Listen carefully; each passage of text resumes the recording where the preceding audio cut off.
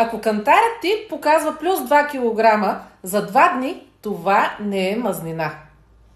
Това е вода. И ето защо се случва. На първо място това е стрес.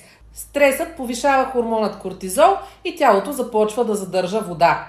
На второ място това е солта и яденето на въглехидрати. За всяка въглехидратна молекула задържаш вода и съответно изглеждаш подута и подпухнала. На трето място е хормонален цикъл. Особено преди цикъл някои жени, не всички, задържат по 2-3 кг задържана вода. На четвърто място това е липсата на движение. Лимфата не се движи, съответно започваш да се подуваш, да подпухваш и да образуваш целулит. Затова в някоя прекрасна сутрин се събуждаш по-дебела и реално това обаче не са мазнини, а си задържава вода. Когато се работи правилно с тялото, първото нещо, което се премахва, това е задържаната вода. Ако и ти често се подуваш, напиши да в коментарите.